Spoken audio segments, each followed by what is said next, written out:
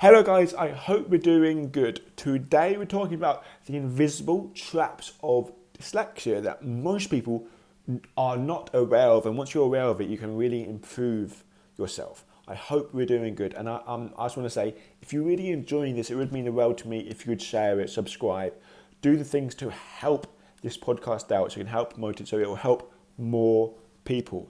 Anyway guys, I hope you enjoyed today's episode. So the big question is this: how can dyslexics like us create a place, a community, a tribe where people at any stage of life can come and solve any challenge, amplify their strengths, and ultimately help them become who they were meant to be, or in other words, conquer their dyslexia? That is the question, and this show is the answer.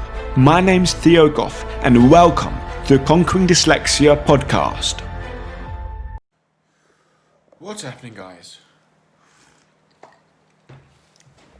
Today, I want to talk to us about the trap of dyslexics, the trap that people get fallen in, the people that sort of gets trapped into, that's invisible.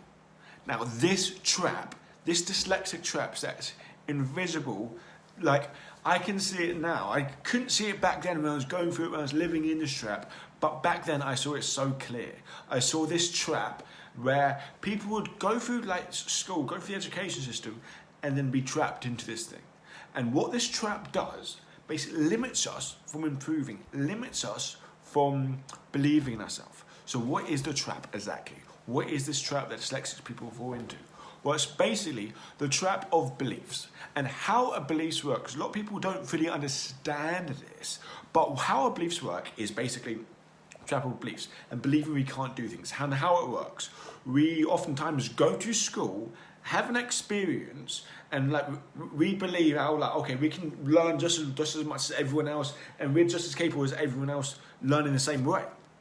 And we have an experience that we realize that, hold on, I don't learn like everyone else learns. I learn in different ways, but we aren't showing those ways. We're only showing ways that we don't learn in, other people learn in. Because then we realize, I thought I could do that. I couldn't do that. And then we create a meaning. The meaning so often, because we haven't found out we're dyslexic yet, is I don't believe in myself. Is, I think I might be stupid. Or I think I can't do that. And because we attach this meaning to us, that I can't do this, I'm not smart, I won't be able to do that, then they go into the second phase. And because if they believe that about themselves, then they won't take any actions on improving it. Will they? If you believe these things, if you believe negative things about yourself, you'll take less actions of improving it. And because you take less actions improving that, what will that do to your understanding about yourself and like your self-belief? That will diminish it. Now, this trap is such an important trap that people need to understand and people need to know more about. Because if you don't understand this trap, and because this is completely invisible, so many people don't notice it. It's 100% true. This trap of not believing in ourselves, therefore we won't take enough action, and therefore we won't see our results, and therefore we believe in ourselves even less. Because our brain is always trying to prove things to ourselves, trying to figure out how the world is, how we are, how we fit inside the world. And we come up with this idea, we come up with this like belief about who we are, and we test that. For example, we come up in like maybe in start of schooling, okay, I'm a kid that goes to school, still learning everything, still learning the world. And when you think you're like everyone else, but then you get taught the same as everyone else, but yet you learn differently, you begin to believe different things about yourself. Like, I can't do that. I won't be able to do that. And because you have experience, you create a certain meaning from that experience. And this meaning is either really good, like for example, like if you're really good at something, I'm really good at that, or really bad at something, I'm really bad at that. And we create a meaning, and I'm really bad at that, and that means I might be dumb, or stupid, or slow, or different, or odd, or don't fit in. And because we label ourselves with this, we believe this about ourselves. After we believe this about ourselves, we consistently try and make that true. For example, if you don't believe in ourselves, do you think we will take massive action, really try hard? No. We'll take less action. And if you take less action doing stuff in school, what do you think our results will be? A lot worse. If you have a lot worse result, see, I told you I could do it. See, this is what I get. This is the results I get. And you take even less action, it'll go down and down and down. And this spiral is so critical because it keeps people on that way, on that downward momentum. Now, why am I talking about this here? I want to talk about this because there's so many of us, and I want to get into learning it in a second, but there's so many of us that we go through our lives just going through it and not fully aware about what's happening in us and what's happening around us. Like in us terms, why do we feel certain things? Why do we do what we do? And then around us, like, why do other people do what they do? Why do we react to certain things? Why do we do certain things? And understanding core principles of why we act, why other people act, and maybe a few little strategies on how to change it, gives us so much freedom in our life. It makes us be able to take so much more responsibility for our life. Because if you don't take responsibility over something, we don't have power over it. There's power over us. But if we do be able to take responsibility over it, we have to learn the skills to be able to control it. We have power in it. And so many people don't have power in their lives because they want to take control of it. You don't know how. They don't have understandings or the skills. And this is a major reason I think people with dyslexia often struggle. Often struggle so much because there's ultimately two games. There's ultimately two games we're facing. We're facing the external game, the external world, coming up with these real challenges. How can we get over these real challenges? But also we're facing the internal world, the emotions, how we're feeling, our thoughts, and then basically it's our internal world that when we do something stupid, we would think about it. To keep us late at night, it's our internal world thinking, oh, I did that stupid, that person was thinking this person's doing this. It's all our internal world. And our external world is just living the life. But it's our internal world that makes it kind of evil. And the reason I'm chatting about this is I'm basically diving deep in, writing a book, and it's going a lot more deep into this. And so I'm really invested at the moment and focused on this. But I really want to make this video kind of saying that, look, oftentimes we get ourselves in the trap of believing something about ourselves or telling ourselves a story. And by the way, guys, a story is all a belief about ourselves, about our dyslexia. And listen, if you're telling yourself a story about dyslexia, then, well, first off, I want to say that if you have got dyslexia, first step, it's always to get educated, to know exactly what dyslexia is. Because if you have an uneducated view on dyslexia, you think that you can't change. You think there's no light at the end of the tunnel if you have an uneducated view. But if you have a real educated view saying, here are the facts, and go, oh, okay, here's the facts. And then be able to create your beliefs around those facts, you have a lot more power. But if you have false facts, that basically lies about your dyslexia, making you believe that's a disability, making you believe you won't be able to learn, making you believe that you can't do so many things, then it'll be so hard for you to break out the shell because you think it's impossible. But once you understand the truth of dyslexia is that, look, people are creative thinkers massively, and people can do so many things, and that, look, the challenges you face with English, reading and writing, you can work on them with the right strategy and improving it, and how to work your mind, or you can work ways around them. There's so many big pieces of technology. There's so many things out there to help you with that. And it's ourselves that we have to deal with it in ourselves. And I want to move on. So I hope, guys, if you've been listening to me for a while and if you've been really taking what I say in, I hope, guys, we really understood the framework, or basically talking about, look, okay, it's about beliefs. And if we believe something about ourselves, we act in accordance to that way. So you have to try and change that belief. And how do you change the belief? There's two ways. Firstly, you have to changing a belief. So we have to create new associations to things. For example, not new references to things, not associations, references. For example, you believe that you're dumb. The reason why you believe that is because you have a number of examples you can point to saying, this is true, I'm dumb because this is true, I'm dumb because that happened, I'm dumb because that happened. This person laughed at me, I failed at this test, I didn't do this, the teacher said this to me. But all these experiences pile up to one day record ourselves, okay, I'm dumb, I'm stupid. Why? Because we pointed all these things. The way you get rid of a belief is by realizing, look, all these references, all these things I said about myself aren't true, because the way you do that, you break down these things. I say, are they really true? Does this one moment mean I'm dumb, I'm stupid? Or could it mean something else? And oftentimes we have to go back and really saying, okay, what else could this mean? Could my teacher saying this to me mean something else? Mean they're not uneducated? Mean they're having a bad day? When the kids laugh at me, could it mean because they don't know any better? Do they know everything about me? No. You know what I mean? Like you mean just like for example, you do something and other kids think it's funny. Are they massively horrible? No. Do they misunderstand you? Yes.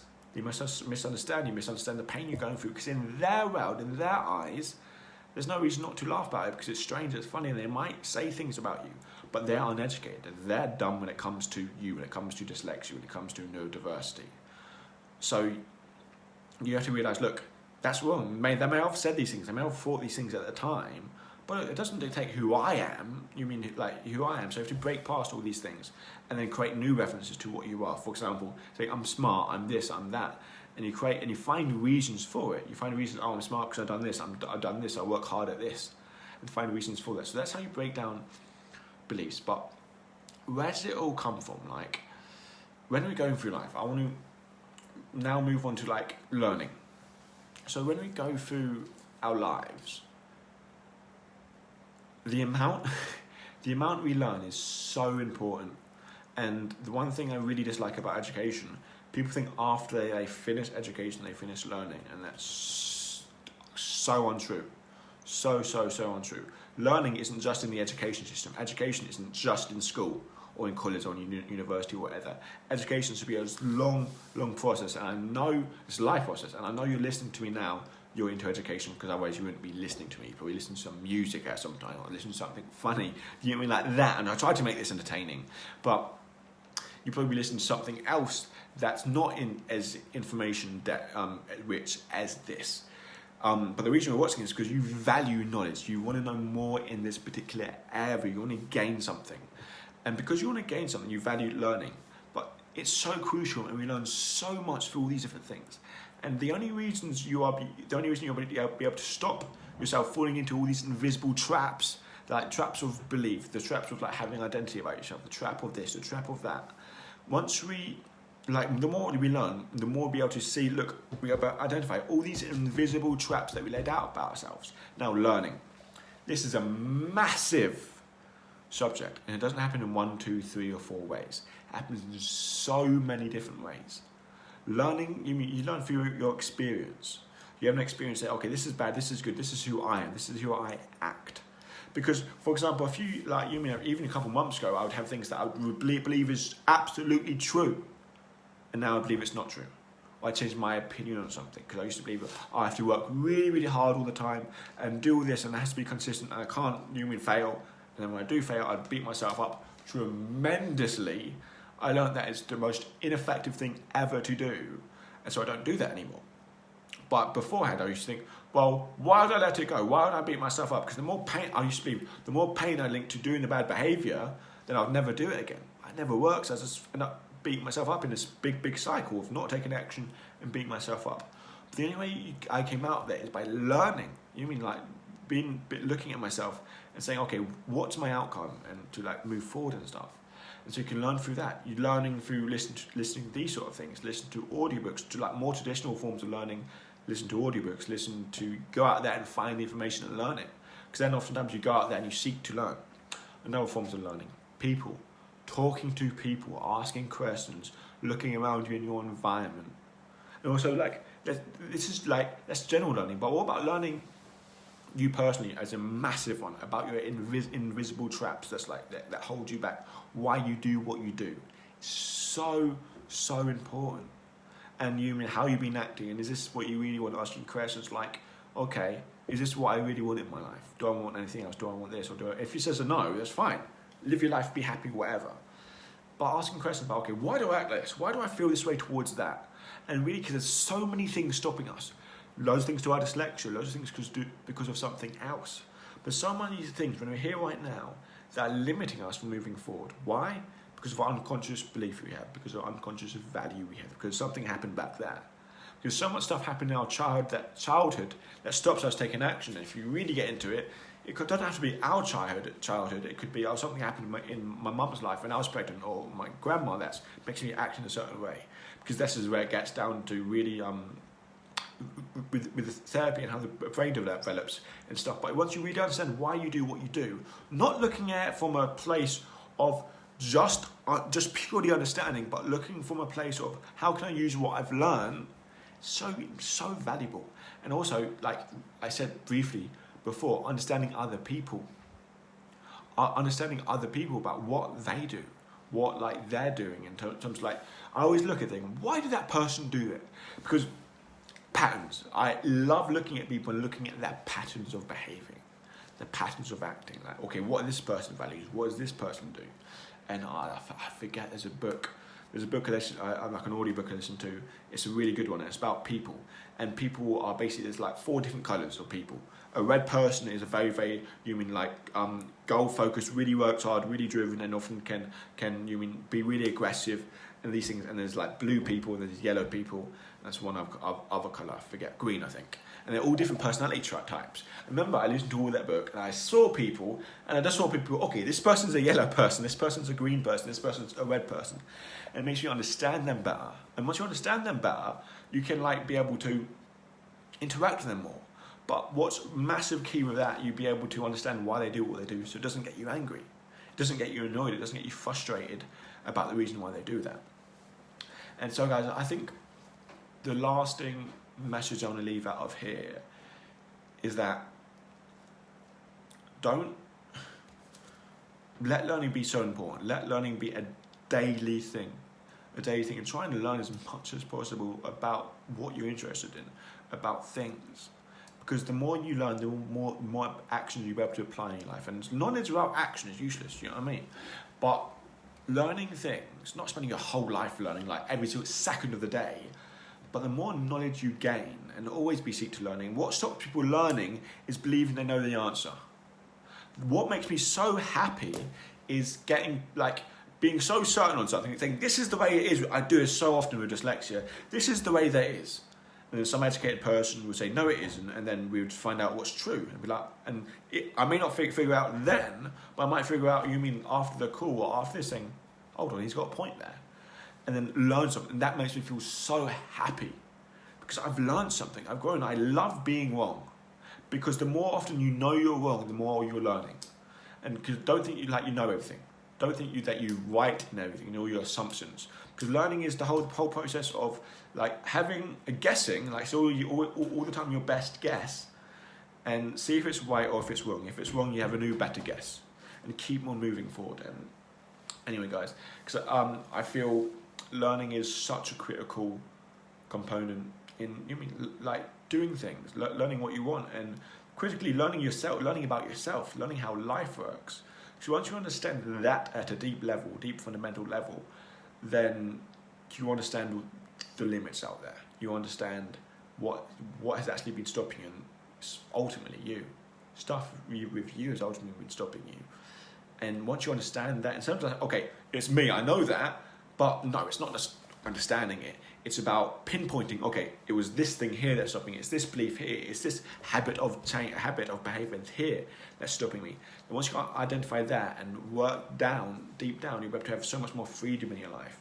Now, the reason why I feel it's so valuable talking about this on a dyslexic podcast, that I talk about dyslexia a lot, is because the way we conquer our dyslexia, the way we improve it, is by working on ourselves, is by learning basically principles, not only about dyslexia, but about life in general. Because we cannot conquer our dyslexia without getting better ourselves. Anyway, guys, I hope we enjoyed this. Take care, farewell, and bye.